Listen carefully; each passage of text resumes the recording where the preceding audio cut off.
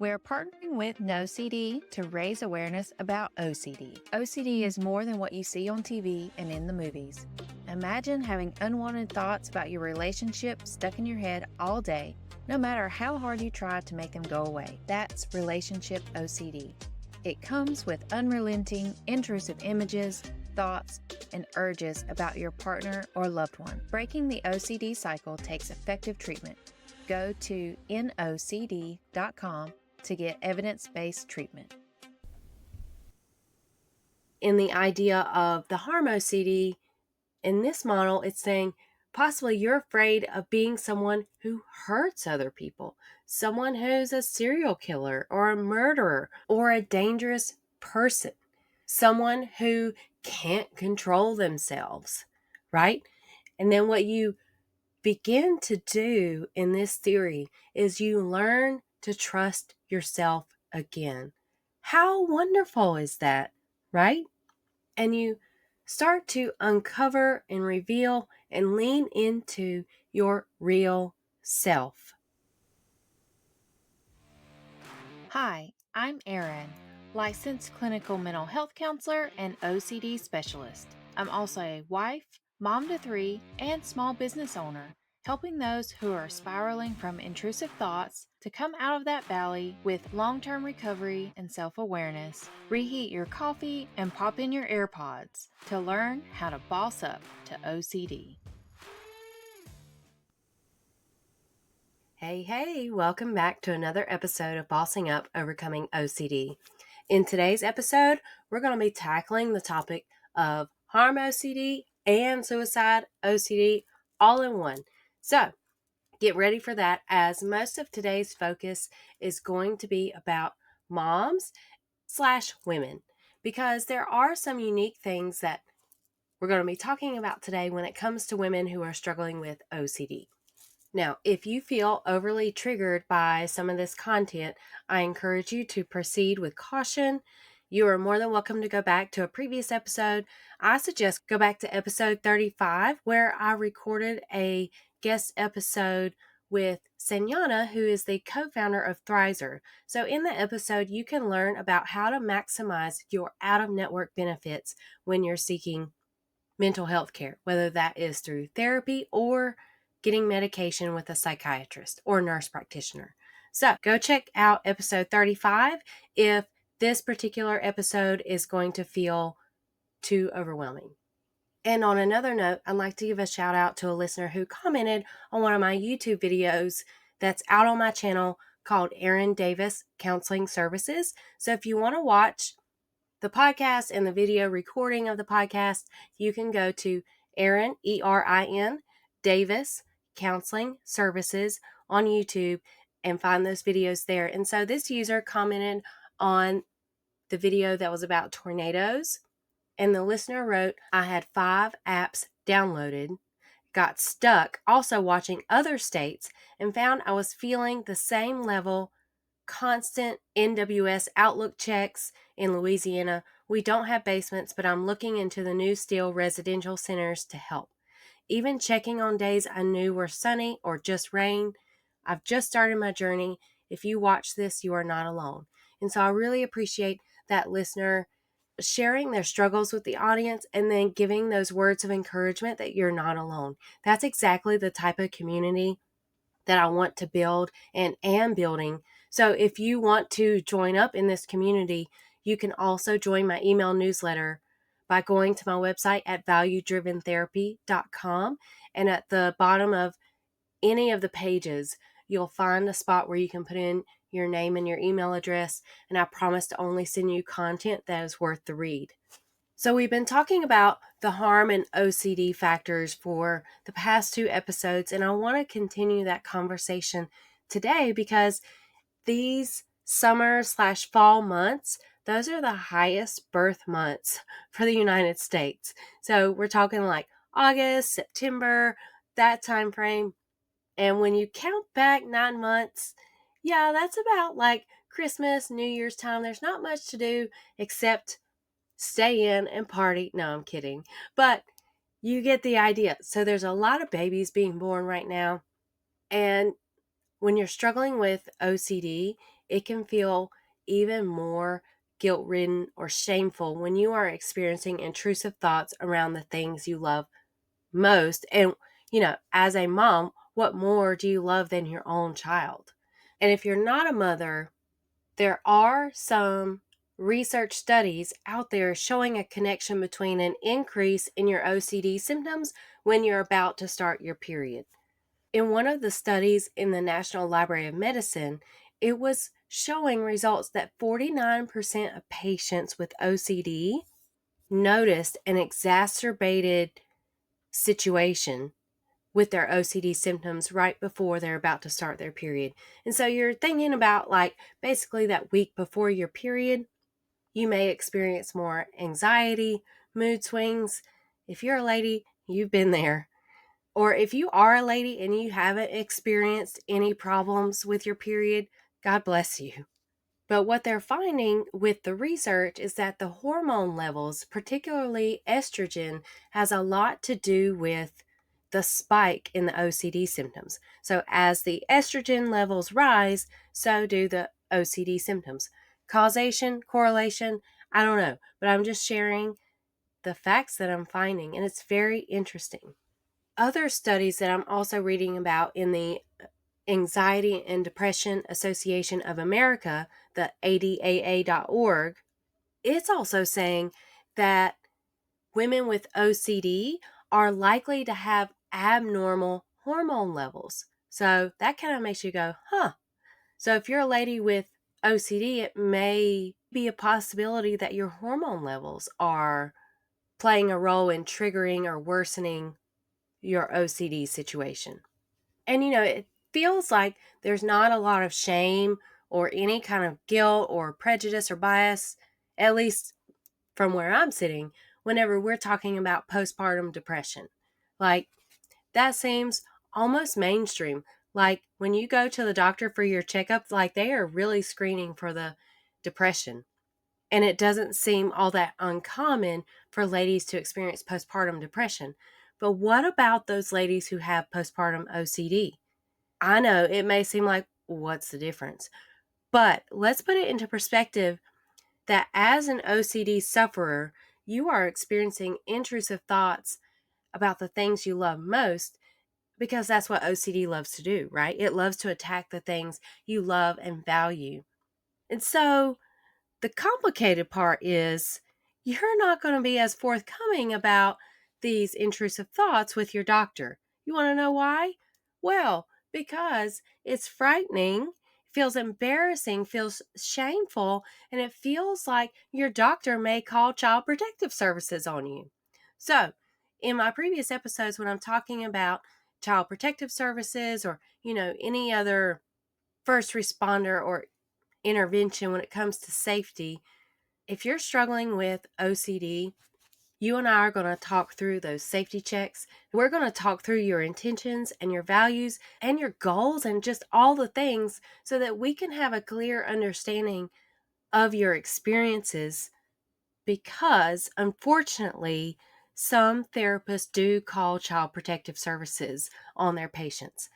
And how many times have you sat across the table or you're having family dinner and people are making jokes or just silly things, and it's like, oh my gosh, you better not say that in public, right? I remember a kid who said that his crib was his cage, right? And it's so funny because the crib, it does have the bars, right? So as a young child who is learning to talk and they say, my daddy puts me in a cage. You don't want to say that too loud at a Walmart or when you're at Target. That is so hilarious that that kid would say that. So you might have a good laugh about that at your family dinner table, but I imagine you're not going to bring that up to your family doctor of oh, I put my kid in a cage, or my kid says I put him in a cage. That doesn't come up. No, because you want your doctor and probably the other medical professionals in your life, for the most part, you want them to see you as responsible. And if you are struggling with OCD, even though I'm talking about harm and the suicide aspects of it today, the OCD just has no limits, no bounds. So you may feel ultra responsible, or you feel like this need for perfection to be the perfect mother. You're not going to make a peep about any thoughts of harming your child. And imagine how isolating that is too, which, I mean, if you're in it, you already know. But it's not like you can go to your book club ladies and your book club or your tennis friends and be like, hey, have you ever thought about blank? And you can fill in whatever blank you want to put in there when it comes to harming your child.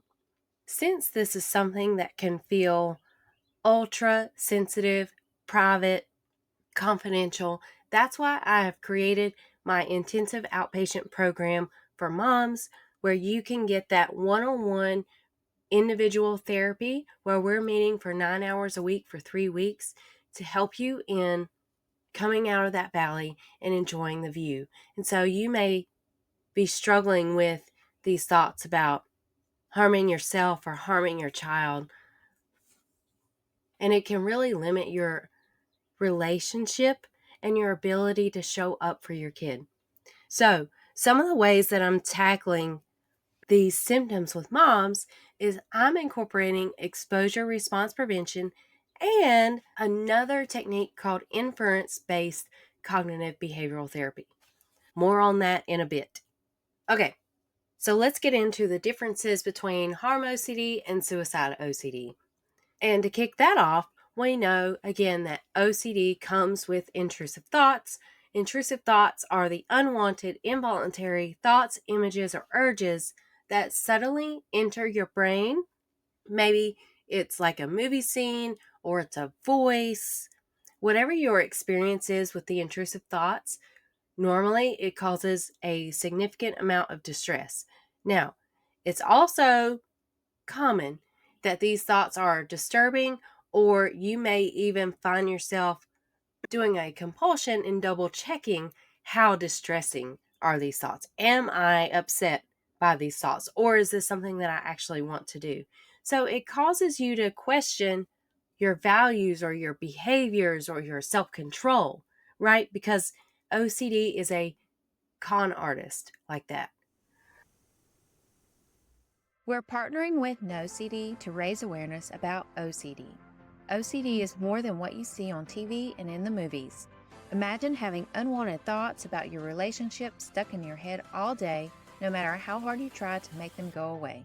That's relationship OCD. It comes with unrelenting, intrusive images, thoughts, and urges about your partner or loved one. If you think you may be struggling with relationship OCD, there's hope. NoCD offers effective, affordable, and convenient OCD therapy. NoCD therapists are trained in exposure response prevention therapy, the gold standard treatment for OCD. With NoCD, you can do virtual, live, face-to-face video sessions with one of their licensed specialty trained therapists. It's affordable and they accept most major insurance plans. Breaking the relationship OCD cycle takes effective treatment. To get started with NoCD, go to nocd.com/savage. All right, so with harm OCD, those intrusive thoughts typically involve causing harm to other people. Suicide OCD often involves bringing harm to yourself or ending your own life. The focus of these fears are also different because, again, it's about the them versus you scenario. Now, the content behind these sessions, you may have worked with an OCD specialist before who has said, don't give attention to the content. So what does that mean? That means don't entertain the story. Like if you were in a Buffalo Wild Wings, that there's a lot of TVs playing, a lot of sports going on. But if you're there to eat with your family and focus on, filling up for lunch, then you're going to turn your attention away from the TVs and just focus on your family. So when we say don't focus on the content, that's basically what we mean. You're turning your attention away. And this can be like a mindfulness approach where you notice that your attention is getting caught up in the content and you're going to shift back into the here and now. This also comes up in the inference-based cognitive behavioral therapy, which again, I'll get into, and I'll give you a really great example of how harm OCD shows up for a mom and how it can be treated through that technique of the inference-based cognitive behavioral therapy, or let's just start calling it ICBT for short. So, harm OCD obsessions, those include violent thoughts and images towards your loved ones or maybe even strangers. Suicide obsessions are violent thoughts and images of self-harm or ending your life, even if you have no desire to die. Then moving into how the person experiences these thoughts. If you are having harm obsessions, you may feel triggered into guilt or feeling like you're a quote unquote bad person. Then the suicide OCD, that can be frightening as well because you don't want to die. And so some of those triggers for these subtypes and these themes, it could look like, so for harm OCD, you may avoid movies about violence or stories about violence, or you may completely avoid being around people because you are so worried that if you go out in public, you may quote unquote lose control and hurt others. Then the triggers with suicide OCD, that could be like, coming up on September being Suicide Awareness Month. Like maybe it feels very alarming and triggering to even hear the word suicide, or you may not even say the word suicide. Like maybe that's your S word. You know what I'm saying? Like we all have those words where it's like, oh, you don't say that. And so for you, your S word is suicide because you're like, that is not coming out of my mouth because it gets you anxious. You may avoid conversations about the topic. You may avoid people who have had relatives who've ended their life in suicide. Suicide affects so many people. And if you are struggling with suicide, we do have the national hotline where you can call 988 and get 24/7 support. So I love that. What I will say too about the folks who are struggling with harm OCD and suicide OCD, more often than not, they are the ones admitting themselves to the hospital to get help. And I've worked with plenty of patients who have done that because they reach a place in their OCD where they have an intense episode where they feel like they're actually going to act on these thoughts. And hear me again, they think they're going to, but they have no intentions, no plans, nor desire. But they just think that they're going to do it because it feels so real. And that's what I love about the ICBT approach, because it does take into consideration how you feel with these thoughts. So with these themes, some of the compulsive behaviors that happen and the ways that you're trying to help yourself feel better is that maybe you are avoiding sharp objects, maybe you're avoiding certain people, like I've talked about. And then if we're in the suicide OCD realm, maybe we're avoiding heights or tall places, maybe we're avoiding medications or anything associated with self-harm. So if you're a mom with either of these themes, like you have to cut up fruits and veggies for your kids because they are not developmentally old enough to do these things. And so that can make it ultra challenging. And I have worked with people, y'all, who totally fall in this boat of they won't use knives. And so it creates this complication within the family of like, well, how are we going to cut up our fruit? And it's like, well, you just kind of keep smashing it until it breaks apart. But what's so cool is like through treatment, you get to that place of cutting up a pineapple with an extra large and sharp knife, and you don't feel worried in the least bit that you're going to stab any of your loved ones with it. Another compulsive behavior is like maybe you're avoiding driving or being on bridges because like in the driving scenario, And this may fall under like some of the responsibility OCD. So I'm not trying to go too far off topic, with like the hit and run or the responsibility OCD in today's episode. But I think, in general, if you have that fear of hitting somebody with your car or driving your car off a bridge or driving your car into the guardrails or into a building, something like that, you may avoid driving. You may avoid going on bridges and all the things.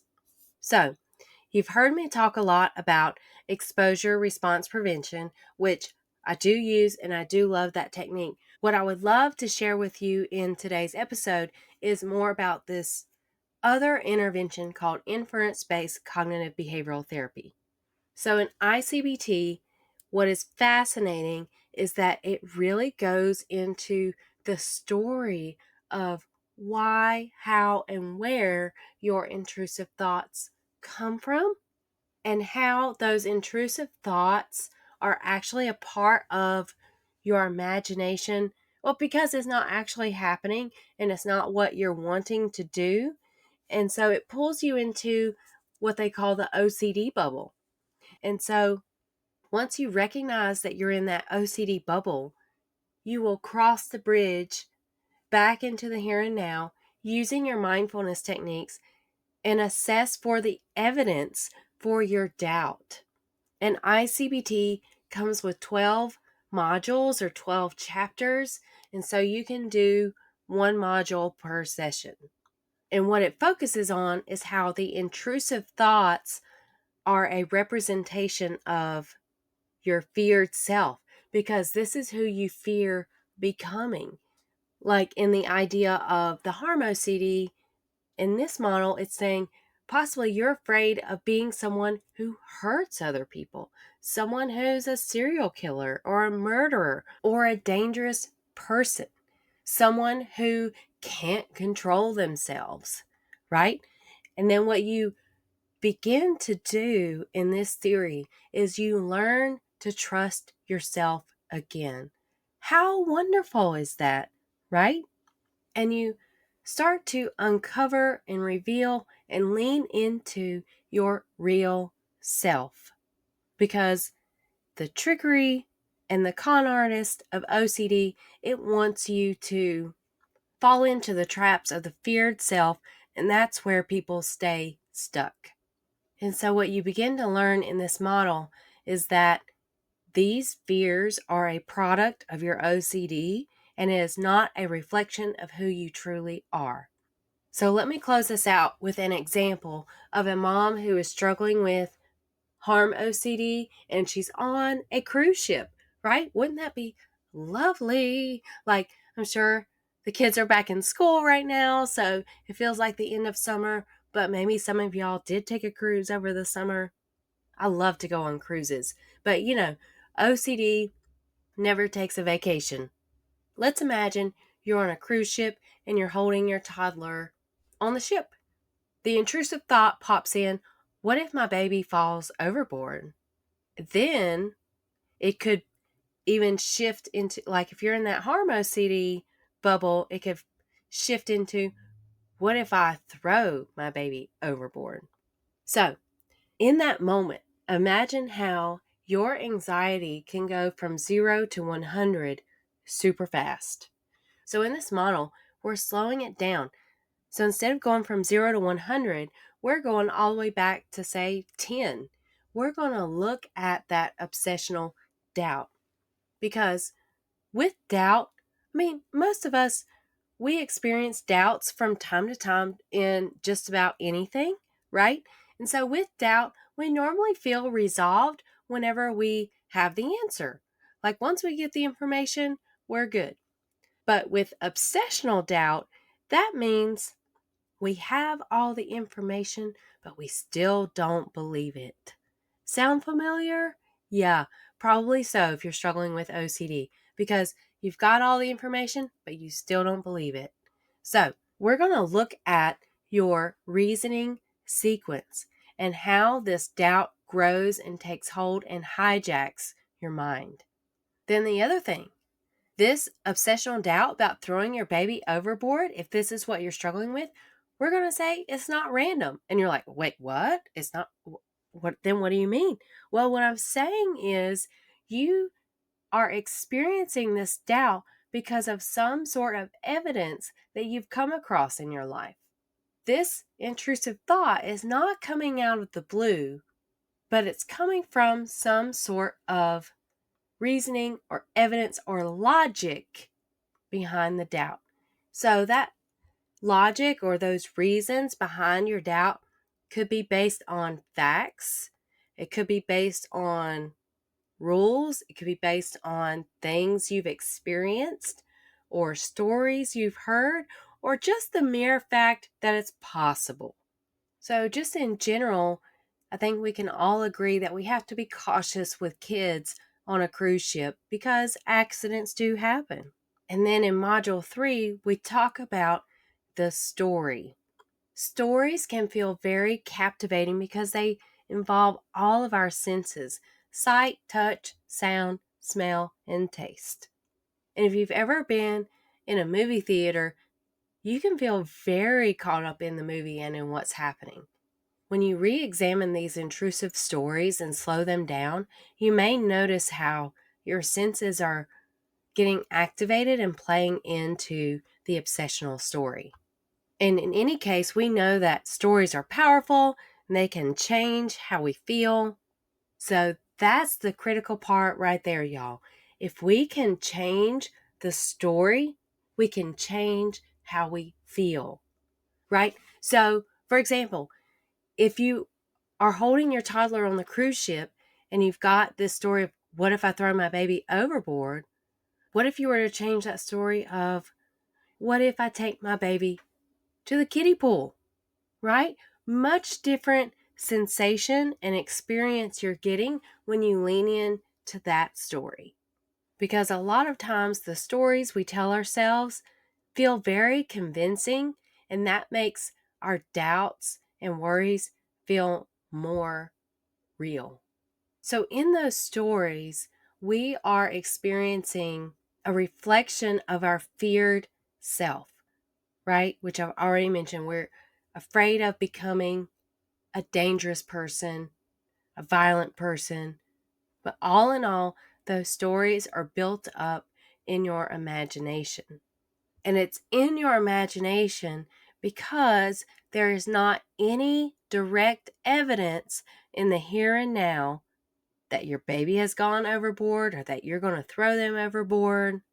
That story started and was generated from your mind, from within. Okay? And so with that imagination, we're recognizing that you're in that OCD bubble. Or as some of my other clients call it, I allow them the opportunity to kind of name their own OCD bubble. We've called it worry land. And one of my clients, I love it, they called it a daymare. I'm like, that is epic. So when you notice that you're in that daymare, you can pause because you can recognize that you're between your two worlds, reality and imagination. And so you can pull yourself back into reality and recognize that you're going to trust yourself and choose reality. You're not having to double check anything because you are in reality. Again, you can start to form a different story about this moment. Maybe it's also the thing of, wouldn't this be a beautiful photo right now? You know, holding my baby on the cruise ship with the water in the background. Because you have held your baby a million times before and never have you ever thrown them. So why would you throw them now? But yeah, so it's really nice to start to really tease apart the reasoning sequence and then start to identify a new story, a story where you're in reality.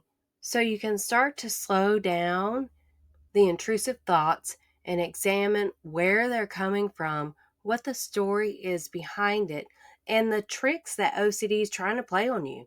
So if you want to practice this, you can look at any situation happening in the here and now, and I'll encourage you to try to come up with 2 or 3 different stories and see where that leads you, because the power of the mind is incredible. And OCD loves to take things out of context. It loves to make you doubt, but that's not what you're going to listen to anymore. You are going to listen to the facts and the evidence of your real self, your authentic self that you know to be true. And if you're ready to step into your real self, I encourage you to go to my website at valuedriventherapy.com and click on my intensive outpatient program for OCD. Fill out the interest form so that we can have a kickoff call and make sure that this program is going to be a good fit for you. And I'm only seeing one person at a time in the program. So what's lovely about this program is you don't have to do group work. It's solely individual work. And I want you to have that privacy and confidentiality and success so that you can be seen, you can be heard, and you can get the results that you're looking for and the results that you deserve. All right. All in all, we talked about a lot today. We talked about how hormones can impact your OCD symptoms. And we know hormones have a play in the menstrual cycles as well as pregnancy and postpartum life. So you are not alone in those struggles. And we also talked about the differences in harm OCD and suicide OCD, as well as the main concepts behind the ICBT model. So you've heard me talk a lot about exposure response prevention, but I'm now incorporating the ICBT techniques. So if you're located in North Carolina or Virginia, go to my website at valuedriventherapy.com and click on the tab that says Intensive Outpatient Program for OCD and fill out the interest form to get started on your mental health wellness journey today. We're partnering with No CD to raise awareness about OCD. OCD is more than what you see on TV and in the movies. Imagine having unwanted thoughts about your relationship stuck in your head all day, no matter how hard you try to make them go away. That's relationship OCD. It comes with unrelenting, intrusive images, thoughts, and urges about your partner or loved one. Breaking the OCD cycle takes effective treatment. Go to nocd.com to get evidence-based treatment. All right, and come back next week as I bring on a special guest who is hosting a podcast awards show. She has a very special gift for the listeners, and I'm so happy to bring her story and her free gift to you guys. So come back next week to hear her advice and what led her into starting a podcast and building a community, and the free gift that she doesn't normally share, but she's willing to share with y'all. So have a great weekend, and I'll see you back here next time. Thank you for listening to another episode of Bossing Up, Overcoming OCD. This information is intended to be helpful and not a substitute for professional counseling. If you're struggling with any mental health challenges, I encourage you to seek help from a qualified therapist or healthcare professional. If you enjoyed today's episode, please take a moment to rate and review the show. Your feedback helps us reach more listeners, and don't forget to check out the affiliate links in the show notes for hand-picked recommendations that can brighten your day. Your support through these links helps keep the show running and provide valuable content. You're not alone in your journey. Stay strong, stay resilient, and keep bossing up. See you next time.